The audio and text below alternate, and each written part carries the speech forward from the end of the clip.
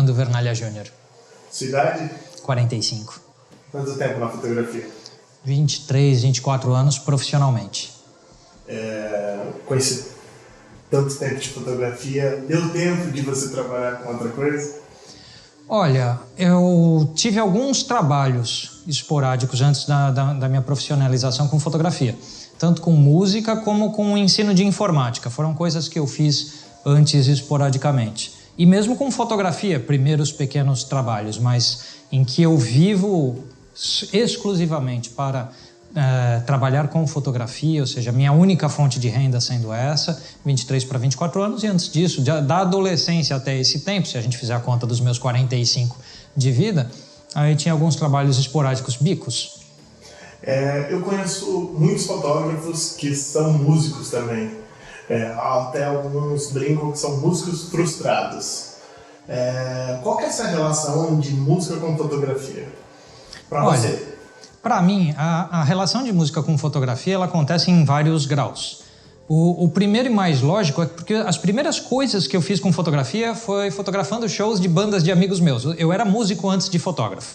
Então, no timeline da vida, a música entrou antes da fotografia. Então, quando eu fazia outros bicos de outros trabalhos variados, a fotografia entrou como um hobby porque eu tinha a intenção de ser músico. Então, eu começo... Minha primeira fotografia, de certa forma, é a fotografia de shows.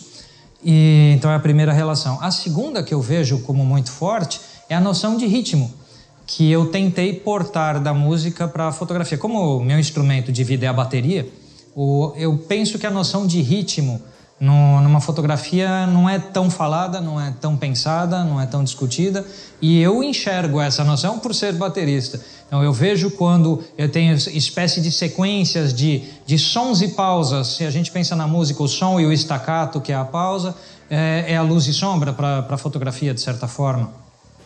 Acaba guiando um pouco até meu processo de composição de fotografia. Você disse que também dava aula de informática? Ah, sim. Foi por pouco tempo. Eu sou formado técnico processamento de dados no colegial. Então, se eu pensar minha adolescência, eu estava estudando processamento de dados porque eu queria trabalhar com a indústria de games. Era um objetivo de vida inicial de criança. Eu queria ser astronauta, como mais ou menos indica a minha camiseta. Queria ser astronauta, músico. Quando essas coisas não pareceram tão viáveis, videogames... Foram ideias assim que surgiram na minha cabeça e fui estudar processamento de dados. Lá eu descobri que eu ia trabalhar programando bancos de dados para bancos e não com videogames. E assim, na ideia de que eu precisava ganhar dinheiro para financiar a minha vida, inclusive a música, eu comecei com aulas, dei aulas em algumas escolinhas de informática. Então lá com os 16, 17 anos de idade, eram essas atividades que eu estava fazendo. Porque era a minha formação e já começando a pensar em algo que me agradasse mais para a época, que já que a música não estava muito promissora para a parte financeira, a fotografia era mais promissora nesse sentido. Você gostava do processamento de dados? Não exatamente. Você acha que isso te influenciou de alguma forma na fotografia? As lógicas, o pensamento mais lógico, você acha que isso te influenciou?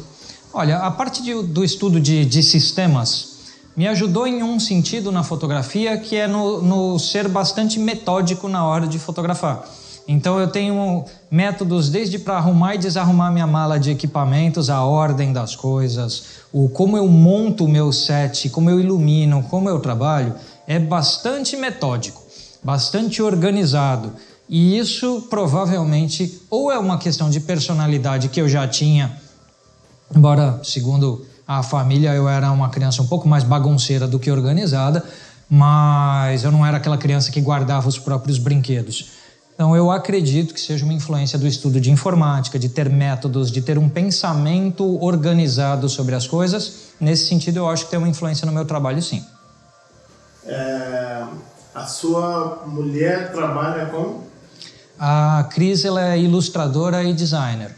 Então, ela trabalha com colorização de ilustrações, com ilustração para livros didáticos e também com design de infográficos para editoras, esse conjunto de trabalhos aí que ela faz.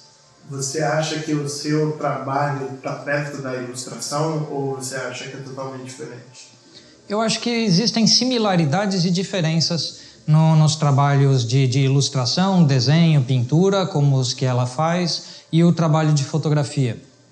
Existem trabalhos de fotografias que a gente parte do zero, é como uma tela em branco para o pintor ou para o desenhista, então você não tem nada, você vai partir a ideia criativamente.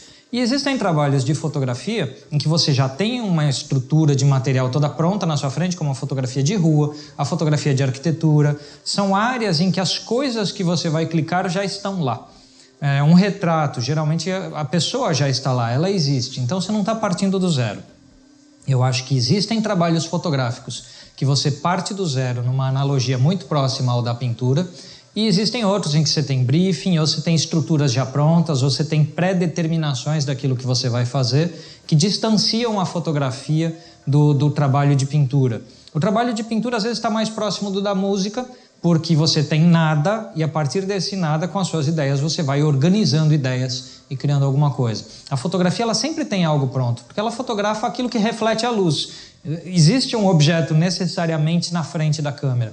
Existe uma pessoa, existe uma lâmpada, existe alguma coisa projetando luz e refletindo luz. Já a pintura ela pode nascer do absoluto nada e a música também pode nascer do nada. A fotografia não tem essa habilidade de nascer do nada, mas ela pode se aproximar um pouquinho. Processos criativos e processos técnicos. Qual que você acha mais fácil de uma pessoa desenvolver? Se eu pegar uma pessoa técnica, eu vou ter uma facilidade melhor, uma facilidade maior de transformá-la em alguém criativo, ou pego alguém criativo e consigo enquadrá-los em processos técnicos?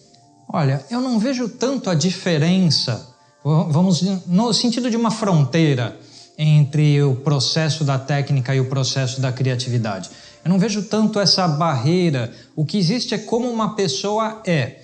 Existe pessoa que vai ser necessariamente técnica porque ela busca processos matemático-lógicos e essa pessoa vai ter uma dificuldade, talvez, em mesclar conceitos diferentes, que para mim criatividade nada mais é do que a tua capacidade de pegar teu repertório e fazer uma mistura mais ou menos estranha para o que seja a tendência daquele momento. Então, o que é algo criativo? Algo que nos pareça meio novo, nos pareça meio diferente, nos pareça ter algum grau de ineditismo.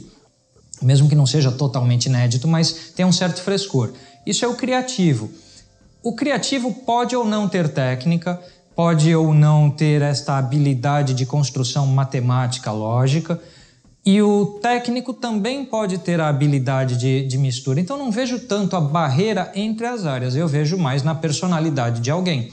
Existe gente que não tem, a pessoa é limitada e ela pensa assim, nossa, eu não posso misturar um conceito da arte abstrata com a música e com a fotografia, porque fotografia é fotografia. Ela pode ver isso separadamente e acreditar assim. Essa pessoa talvez seja um pouco menos criativa porque ela pensa em menos misturas possíveis. Já outra pessoa pode ser mais livre, ou seja, enxergar menos essas fronteiras e assim ela desempenha criativamente. Mas eu não vejo muito a barreira.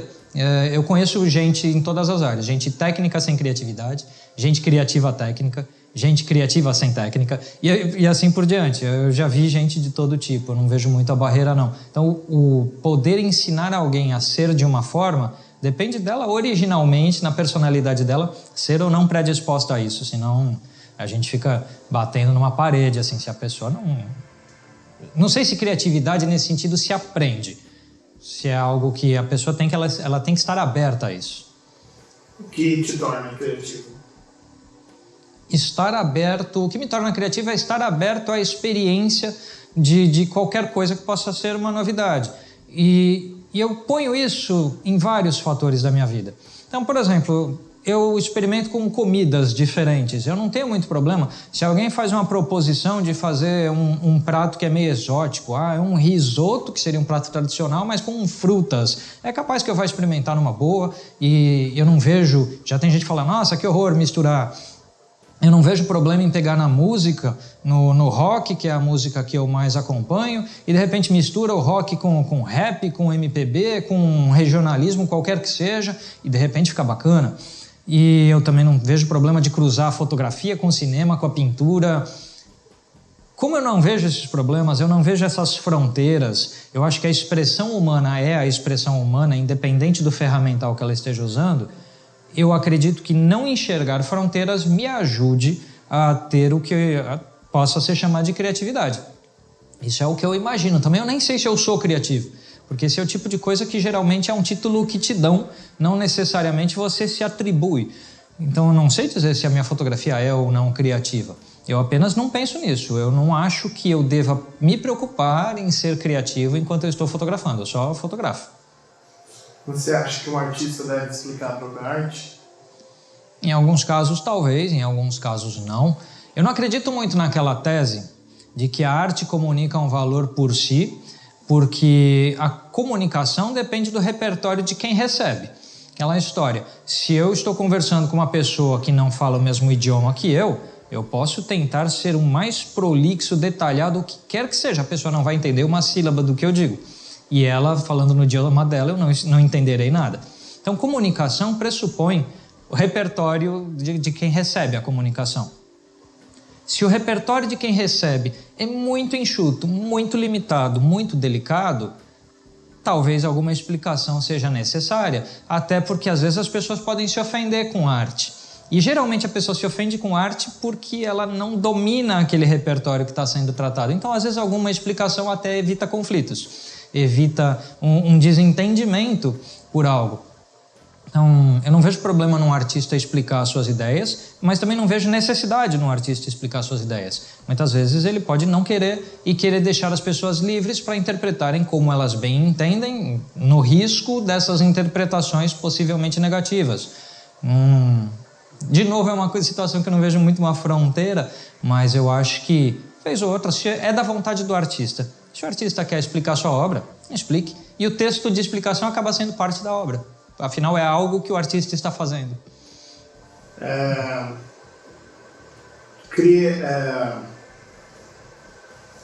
Ser original ou ter estilo? Qual que você prefere?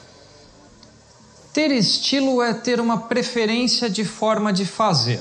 É aquela história, eu gosto de desfocar um fundo de imagem em tanto, então uso mais determinado diafragma, determinado comprimento focal. Ter estilo é ter uma forma preferida de fazer, que não necessariamente tem qualquer ineditismo, não necessariamente é criativa. Então, nesse sentido, ter estilo é você ter a sua assinatura, que é a sua preferência. Eu não acredito que uma pessoa seja capaz de não ter estilo. Eu acredito que ela é capaz de não saber qual é o próprio estilo, ela não estar ciente do próprio estilo. Mas todo mundo tem preferências, todo mundo tem um jeito de executar alguma coisa. Assim como eu estou aqui falando e é o meu jeito de falar. Eu não estou preparando um discurso para falar. É simplesmente o meu jeito. Então, um estilo todo mundo tem, estando ciente ou não. Ser criativo, como eu falei antes, é um pouco uma atribuição dos outros sobre a pessoa. De repente, um mercado consumidor te vê como criativo, ou outras pessoas que têm acesso ao que você produz acham aquilo criativo diante do repertório delas. Ou seja, diante do repertório de alguém, você parece novo. E assim, você parece criativo. Eu não penso que ser criativo tenha que ser um objetivo de alguém. Porque quando você busca uma coisa tão abstrata como a criatividade, que depende tanto da interpretação do outro, você corre o risco de ficar completamente maluco buscando algo que você nem sabe direito definir. Então, eu prefiro a ideia de ter o estilo, que é simplesmente assim eu gosto de produzir imagens.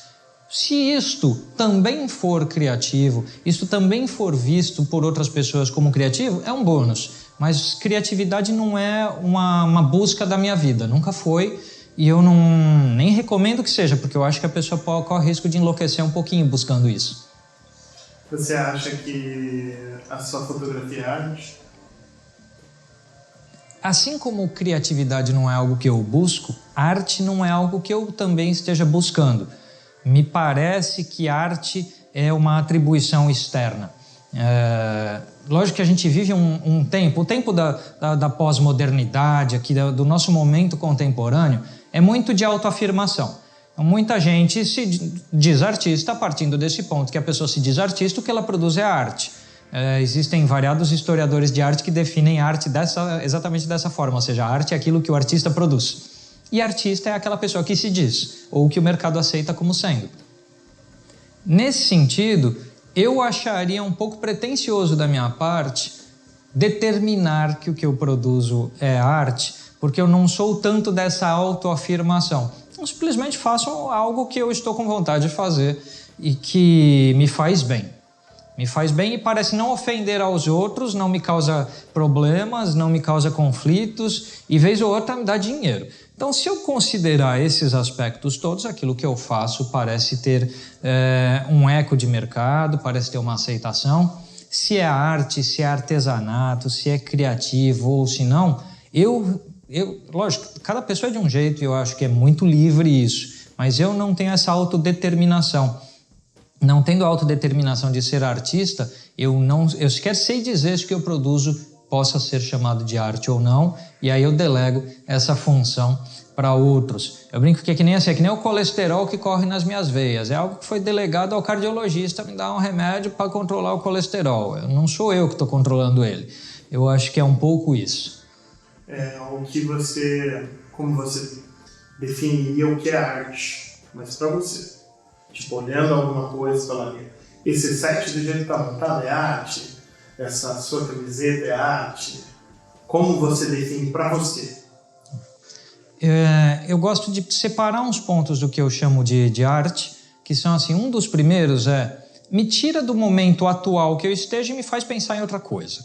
Então, eu estou no meu dia a dia, preocupado com o meu trabalho, preocupado com as minhas coisas e tal, e de repente eu sou impactado por uma manifestação visual ou auditiva, o que quer que seja, e ela me tira daquele momento e me transfere para ela. Ou seja, eu estou ouvindo uma música e num dado momento eu parei de pensar no meu trabalho e estou pensando, nossa, como é bacana essa música que eu estou ouvindo, essa melodia, esse solo de guitarra, essa coisa. De repente eu zerei a minha cabeça de um assunto e fui transportado e eu fui embutido dentro daquela manifestação estética qualquer que seja. Então eu estou andando na rua e vejo um grafite muito legal, às vezes o carro de trás de mim tem que buzinar para eu sair do farol porque eu estou olhando para a pintura que está na parede. Então aquela manifestação artística me tira do meu lugar e me põe para dentro dela. Esse é o primeiro momento em que eu enxergo algo como sendo arte. Lógico que a gente pode pensar que o jornalismo faz isso. Você ouviu uma notícia, seja muito boa, seja muito ruim, e teu pensamento parou de onde estava e passou a pensar naquele assunto. Então o jornalismo também te tira de um lugar e te põe em outro. Sim, mas aí entra o segundo ponto para eu definir arte, que é uma capacidade de fruição, de prazer, de olhar e de repente admirar a inteligência alheia que produziu aquilo, de olhar e pensar, poxa, como essa pessoa, que é um ser humano como eu, que tem mesma carga biológica, neurônios e tal como eu, teve uma ideia tão interessante e graças a essa ideia interessante me fez parar, me fez sair do meu mundo e ser transportado para o mundo dessa pessoa. Isso o jornalismo não é capaz de fazer. Não é capaz de criar esse momento de admiração intelectual pelo que outra pessoa fez, produziu, criou e assim me tirou do lugar comum, me tirou do momento pessoal, me tirou do egoísmo e me pôs em outro lugar. Esses dois pontos, ou seja, ser capaz de me transportar para um outro universo e me provocar um prazer intelectual de admiração, geralmente ou de incômodo, que é um incômodo diferente também da notícia ruim do jornalismo. É aquele incômodo de falar, nossa, mas espera, isso talvez tenha me ofendido. Poxa, por que será? Onde no meu repertório isso me incomodou? Onde na minha vida, na minha existência, isso criou essa ofensa? Então, esses aspectos me transportam para uma interpretação do que é arte. Acaba sendo um pouco o objetivo da arte para mim. O objetivo de arte, para mim, porque eu não produzo com esse objetivo, mas para mim acaba sendo isso. Então, transportou para outro mundo, causou um turbilhão intelectual de pensamentos e uma admiração ou uma inquietação, eu acho que é isso que a arte faz. Seus trabalhos não causam isso? Já ouvi de gente dizendo que sim, já ouvi de gente dizendo que não. Me parece que isso pertence a quem recebe. Não me parece que isso pertença à minha intenção. Já teve gente que descreveu minha fotografia como criativa, como emocionante. Já teve gente que chorou vendo foto minha. Já teve gente que ignorou totalmente uma foto minha. É aquela experiência de uma rede social em que você vai virando a tela do seu celular, vai olhando, e uma você para, Uma você decide curtir, uma você decide comentar. Então você pôs um pouquinho do seu tempo ali, mas outras você simplesmente girou. Eu acho que vale para tudo. Então se a minha foto causa isso, é de quem recebe. Felizmente já teve gente que me disse que sim, mas também teve gente que ignorou totalmente. Para a gente ir finalizando aqui, como é morar numa casa com 2 artistas? Olha, por incrível que possa parecer, habitar a mesma residência junto com alguém... Eu considero a Cris artista mais do que ela se considera, e é engraçado que ela fala a mesma coisa, porque ela me considera artista mais do que eu me considero. E apesar do que poderia parecer, é muito harmônico e tranquilo. Nós nos respeitamos muito nas criatividades um do outro e colaboramos muito no trabalho um do outro. A gente está o tempo inteiro opinando e perguntando coisas do trabalho um do outro. E essa parte é 100% harmônica e tranquila. Então é mais um ambiente de, vamos chamar de criação coletiva. Eu e a Cris funcionamos mais como uma dupla de criação do que com qualquer tipo de competição, por exemplo. Nós não temos... eu não me vejo competindo com ela em nenhuma instância e ela também comigo. A gente só está fazendo cada um o seu trabalho, tentando ser o melhor possível, tentando manter as contas pagas o tempo todo. E a gente colabora muito com o trabalho um do outro. A parte boa é que não vira uma jornada solitária.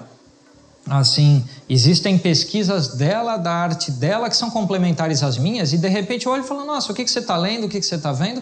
E eu aprendo algo que eu não esperava, porque eu não busquei, porque não faz parte do meu repertório, e de repente eu estou aprendendo algo por essa interação. E eu tento, de alguma forma, contribuir com ela da mesma forma. Então, como é dividir a casa, o teto... Praticamente tem muitos dos dias, diferente de outros casais que cada um trabalha num canto, a gente tem os nossos escritórios um ao lado do outro, os nossos computadores um ao lado do outro. E é muito pacífico, tranquilo e eu diria que é muito bom, não tenho nenhuma queixa a esse respeito. Academia, faculdades, lugares intelectuais. Você acha que isso ajuda ou atrapalha o artista? Olha, eu acho que o estudo acadêmico, qualquer coisa que seja, sempre ajuda. Não acho que conhecimento possa atrapalhar alguém nesse sentido. Questão de moldes e linhas de pensamento.